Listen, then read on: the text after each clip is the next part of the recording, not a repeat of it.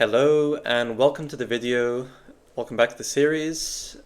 We are going to take a look at loading our data from GCS into BigQuery, and this is going to be an important step in terms of getting our data ready for visualization and dashboarding purposes, because we're going to get into an environment that's going to make it easy for us to do further transformations for analytical purposes. So I'll go through the process of getting that data prepped and loaded in so we can do analysis. So I'll go through this little Python script process to give you an idea of how that is going to operate, starting with selecting our date period here. The Chess API data is segmented into monthly segments, and that is the exact way we're going to be loading in our data. We're going to pick a specific month and try to transform and load it into BigQuery. Following on from that, we have to make sure our tables and objects exist. So if they don't exist, we will make sure that they have been created and ready to have data inserted into them. At which point we're getting ready to figure out what needs to be loaded in.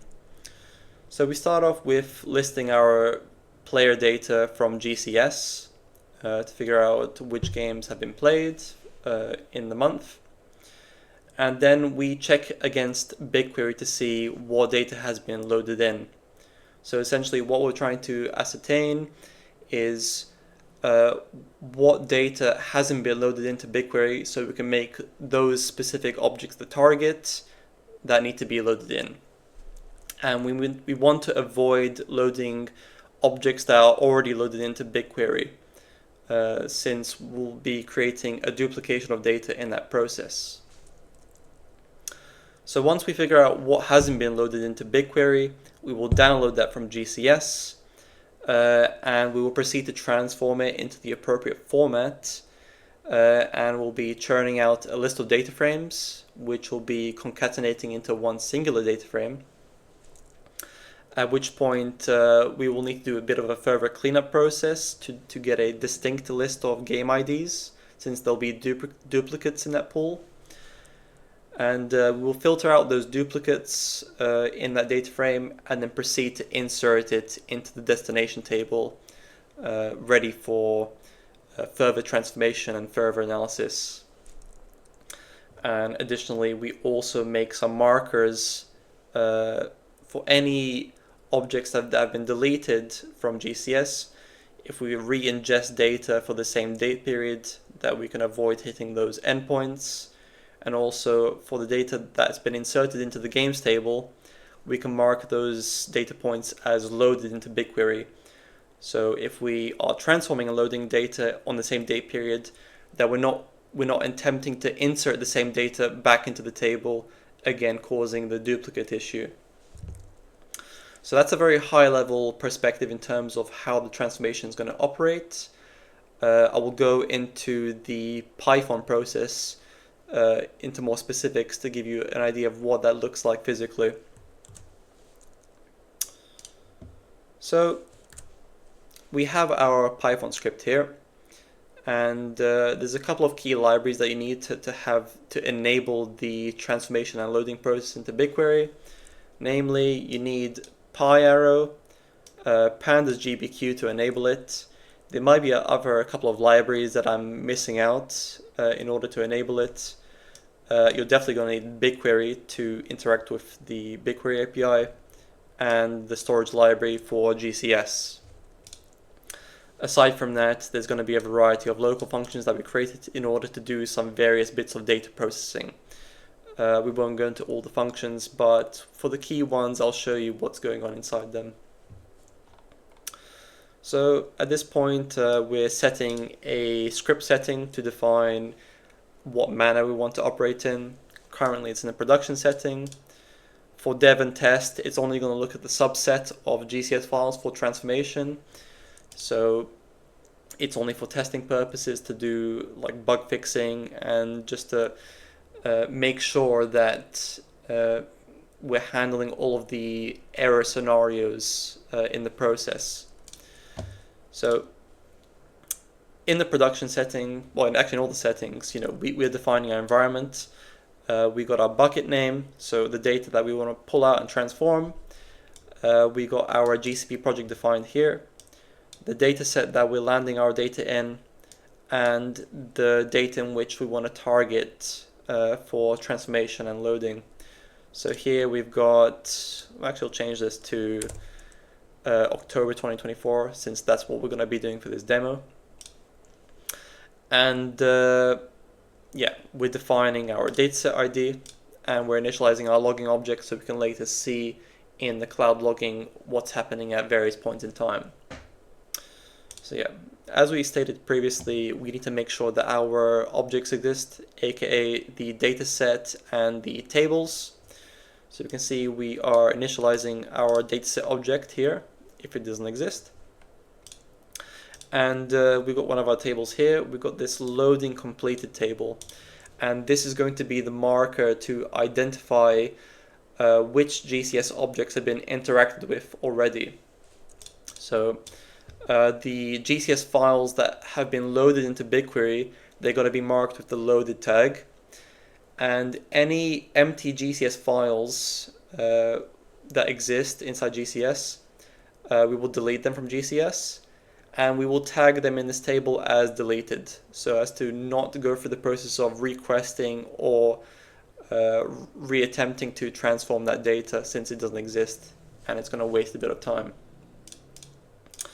So yeah, that's a really important table.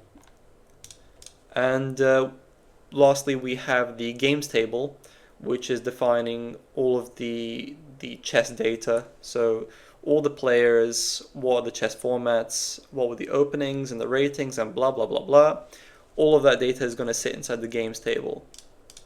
But it's not specifically prepared for analysis. We will look at transforming that data later on in SQL to get it ready for dashboarding purposes. But at this stage, we just want to take data from GCS, put it into one big table so it's ready to do so. Ready for analysis.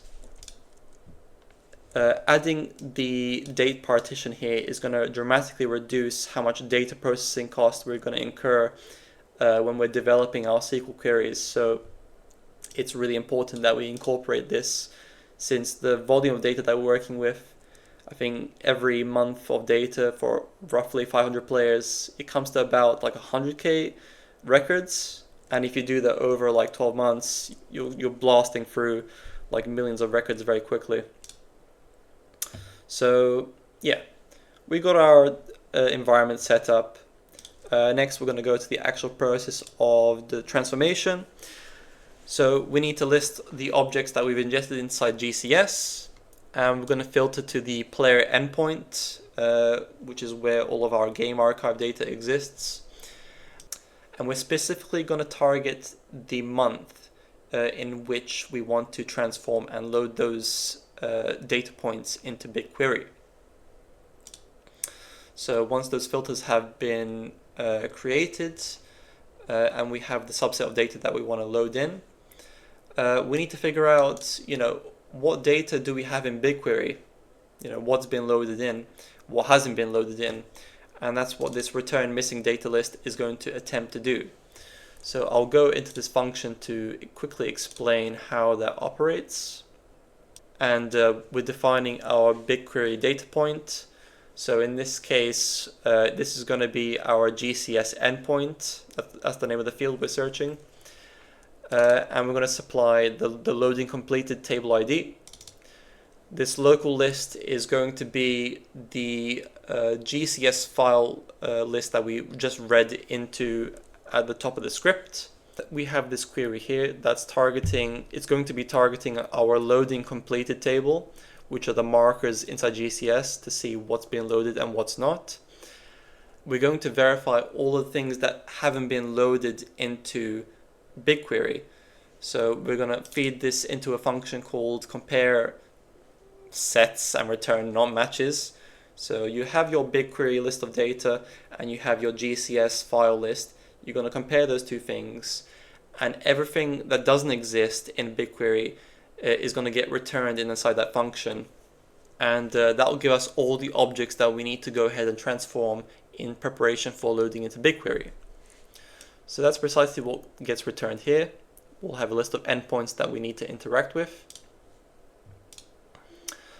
And once you have all of your endpoints missing from BigQ, we're going to go ahead and do an iterative process of transforming the data. So there's a bit of a complicated logic here because we've got a lot of testing happening here. But focusing on this if statement here, we're initializing a couple of lists. You can focus on this list of game data frames. And this is where we're going to be appending our game data inside here.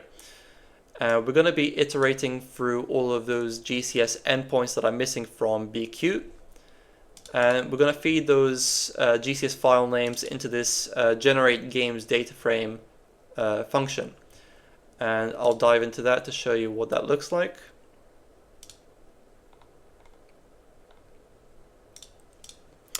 So inside this generate games data frame, you're feeding in a GCS file name to the target bucket, and we're going to download the contents of that file, and we're going to load that file straight into a data frame. However, that data frame is not ready to be pumped straight into BigQuery. We need to do a bit of preparation in order to get it ready. So we need to define the column order for that data frame. And additionally, sometimes the API endpoints have problems in terms of the content. For example, the accuracies data might be missing from the dataset, and the reason is because the accuracies data point is a premium chess.com attribute, so you need to pay for that thing. And not every player is going to be paying for the premium subscription, and therefore it might be missing from the JSON payload. So we need to create an accuracies column and fill it in with an empty dictionary in order to get it ready for loading in later. The same with this echo column, which represents the chess opening URL. Sometimes that data doesn't exist inside the JSON payload, and we need to do our own cleanup. We need to create an empty column and fill it with nulls, so that we still have something in the structure necessary in order to get the data ready for loading in. And at that point, you have all your columns ready, and we're doing some really minor transformations to do some prep work. In this case, we're doing a bit of an extraction. So sometimes when your chess opening doesn't exist, you can still get the value from this PGN field by doing a regex extraction. So I'll show you that function here. So you got this extract echo URL from PGN, and we're doing a little pattern match to find the HTTP address for that opening within the PGN field.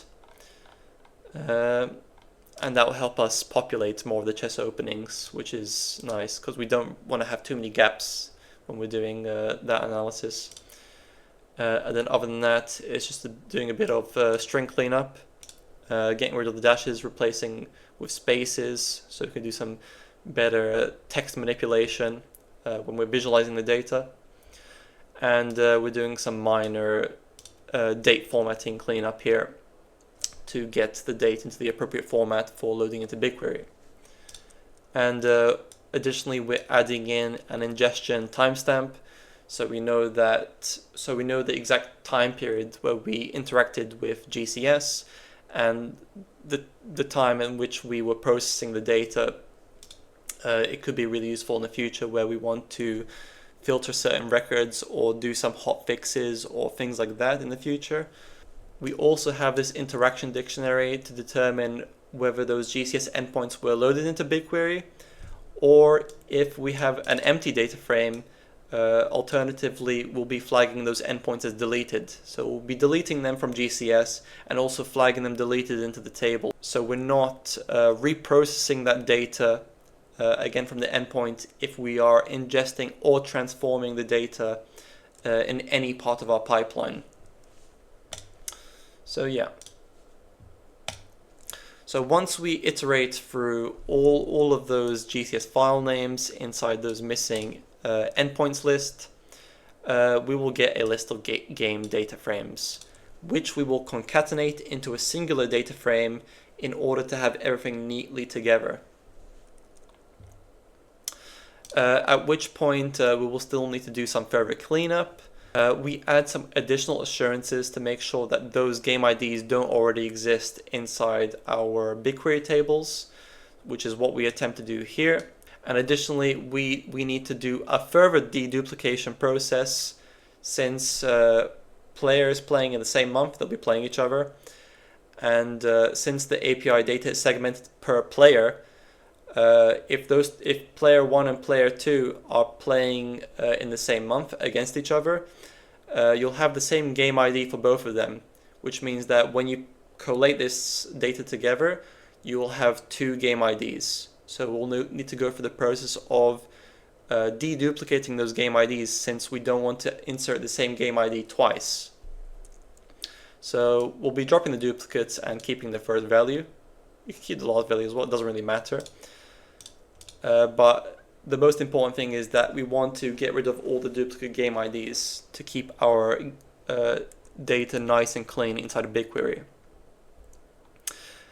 And yeah, all of your data is prepped up. At that point, we go through a bit of a cleanup process in terms of deleting empty objects at GCS. Once that's been handled, we will be appending our data into BigQuery into two different tables. The game data will be going in the games table, and all the markers to determine which files have been handled will go into this loading completed table. So yeah, that's pretty much it. We'll just go through the process of executing this script, just to give you a flavor of what that looks like when you're just running it down. And so you can see all the logging statements that are occurring at each stage. And we'll just check to see that it's all in working order. And we'll go back into BigQuery to verify that data has been loaded into both of those tables. So we'll go ahead and do that now. First, we'll clear all the outputs, and we're going to execute all the cells.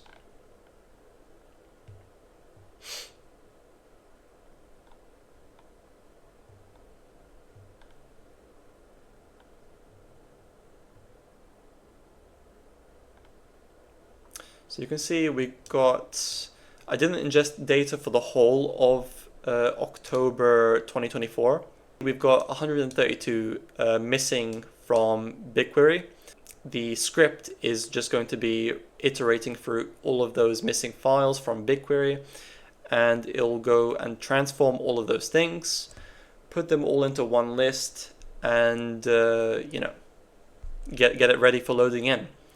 This process will take 5 or 10 minutes to get all the data transformed and ready, and we will come back when it's been loaded into BigQuery to validate that it's all been done correctly. So I'll see you in a bit.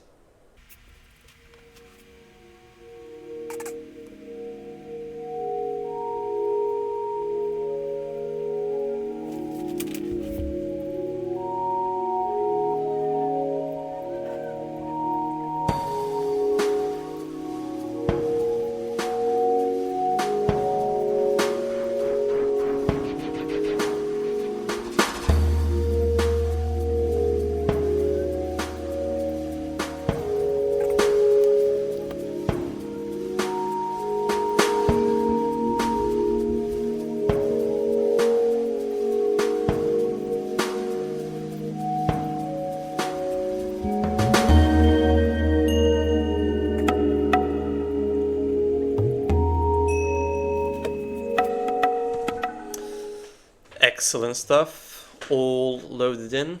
So we can see here we loaded in 14,000 records into the games data, and as we mentioned previously, we had 132 missing files from BigQuery, and we've loaded in 132 files and loaded those into our loading completed table. So if we were reprocessing data for October, those endpoints won't be hit when we're trying to transform the rest of the data for October. So what we can do is we can validate this in BigQuery. So the timer here is 5:23, and we'll just validate that that data has actually landed in BigQuery. I mean, we didn't receive any errors, but it's still good to check that, you know, the stuff we've loaded in has actually happened. So let's go ahead and do that. And yeah, so we got our chess data here. Now you can see we've got our games data and our loading completed data. So we'll start off with the loading completed data, which is structured like so. So you can see all of our GCS endpoints here, which month we were targeting, and you know the times we interacted with those endpoints, and then what action we took. You know, did we load it into BigQuery or did we delete it from GCS? One of those things have happened. So to check this data to verify that it's been loaded in, we will filter the GCS game month to October 2024, since that was the endpoint we were targeting for the transformation and loading. So we'll go into this query here and we'll target October.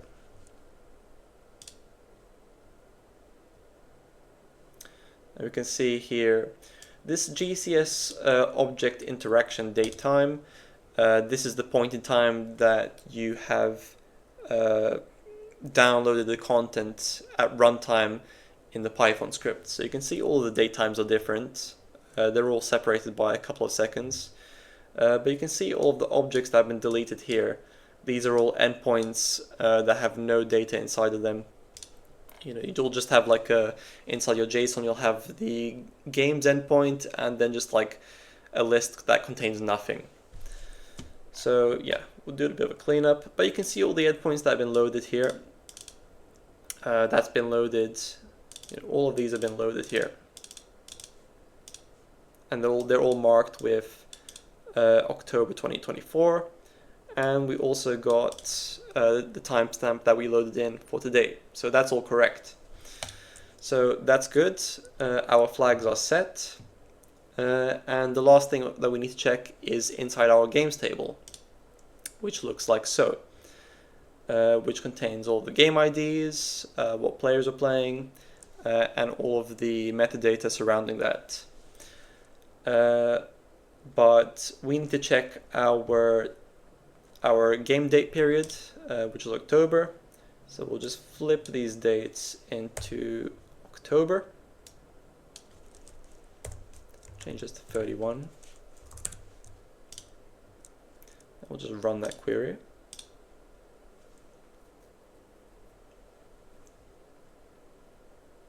So you can see we've got October data pulling through.